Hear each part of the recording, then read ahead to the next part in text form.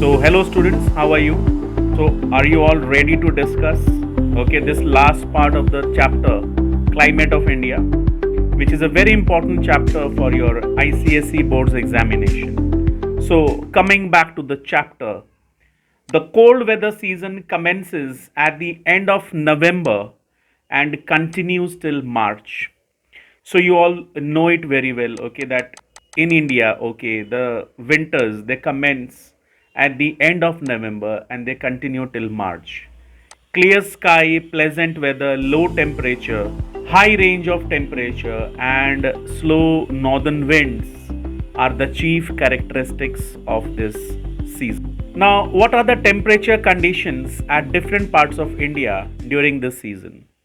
See, the night temperature falls below freezing point in many hilly areas. Dras Valley in Kashmir near Kargil is the coldest place in India with a minimum temperature recorded as low as minus 45 degrees Celsius. It would have been much colder but for the great range of the Himalayas shielding the subcontinent from the cold winter winds from Siberia. Now, what I mean to say is that Dras Valley in Kashmir would have been much colder, but it is the Himalayan mountains which protect India from the cold winds coming from Central Asia and Siberia. However, many places in the northernmost Himalayas experience heavy snowfall, which result in cold wave enveloping the surrounding areas of Punjab, Haryana, and northern plains. During the winters, Punjab, Haryana, and northern plains experience cold wave. You must have heard the word शीत लहर. हरियाणा में, पंजाब में और उत्तरी भारत में चलने वाली ठंडी हवाएं शीत लहर का प्रकोप जारी है हिमालयस में या उत्तरी भारत में, आपने सुना होगा, right? Now will talk about the temperature conditions in the south. January temperature at Thiruvananthapuram is 31 degrees Celsius. So you see the difference between the temperature in northern India and in the southern India.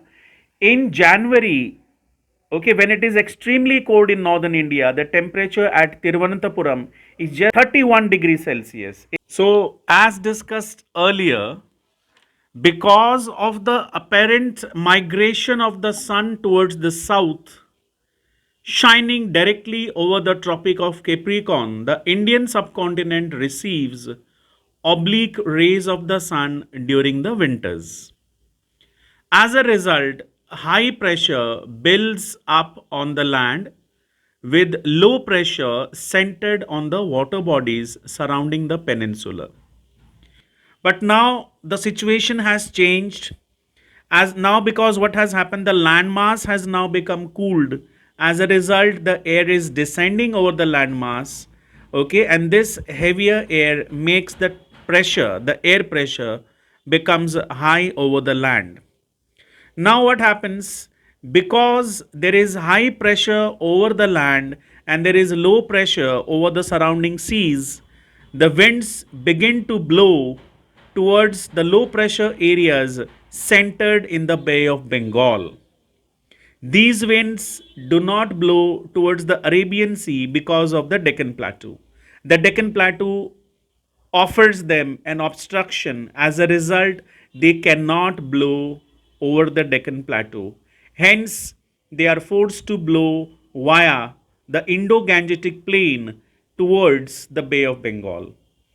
As these winds, now this is very important, as these winds blow from northeast to southwest, they blow from northeast to southwest, they are called the northeast monsoon. Now we will discuss about the rainfall experience in India during the cold season. So in India, basically we have two areas which receive rainfall in the cold season, and the reasons for this rainfall are different. Mind it, the two areas, which receive rainfall in winters, but the reasons are different. The reasons for which they receive this rainfall are different.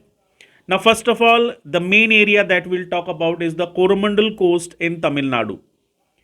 During winter, dry offshore northeast monsoon winds blow from high pressure regions to the low pressure centered at the head of the Bay of Bengal. I'll repeat this.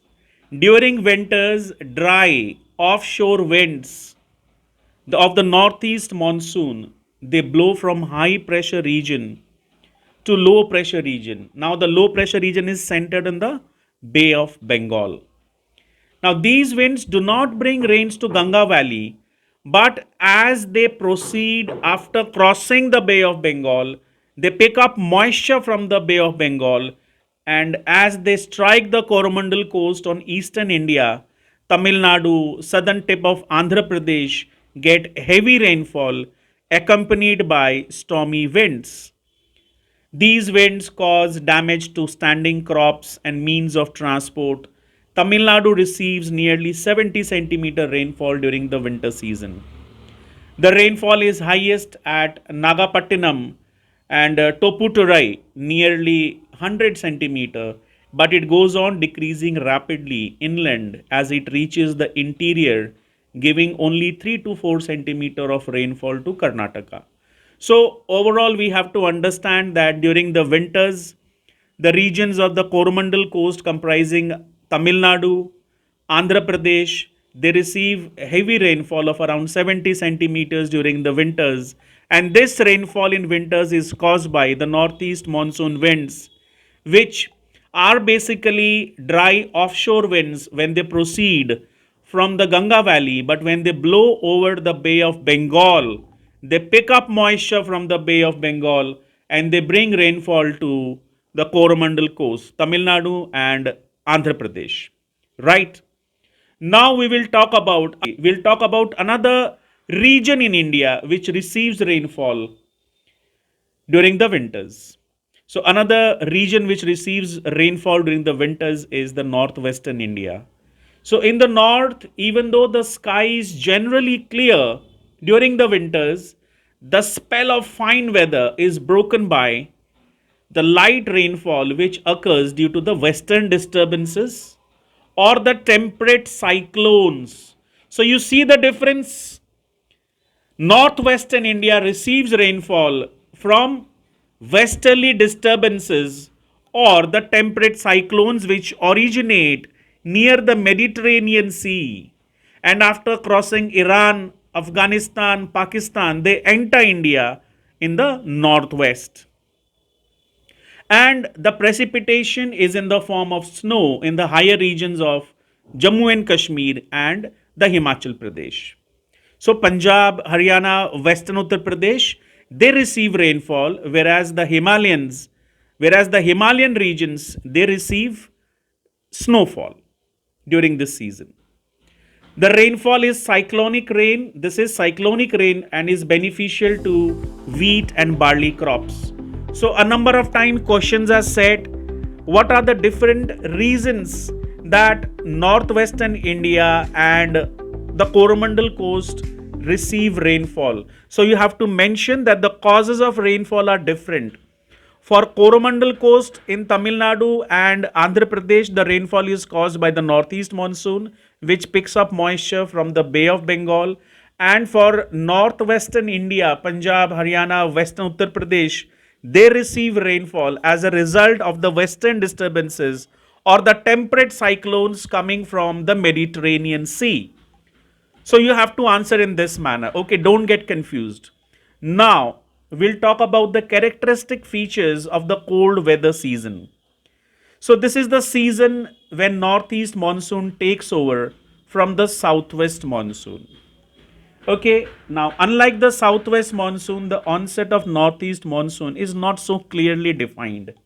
Sometimes it is difficult to draw a clear demarcation between the withdrawal of the southwest monsoon and the onset of northeast monsoon. You will not be able to distinguish clearly as to whether it is the withdrawal of the monsoon or the onset of the northeast monsoon. Okay, and then what happens? Another characteristic feature of the cold weather season is the inflow of the western disturbances. So you have to basically remember two wind systems, the northeast monsoon and the westerly depressions or the temperate cyclones coming from the Mediterranean Sea. And then the frequency of these disturbances is 4 to 6 months between December and January. Winter rainfall is caused by depression that are associated with western disturbances coming from the Mediterranean Sea.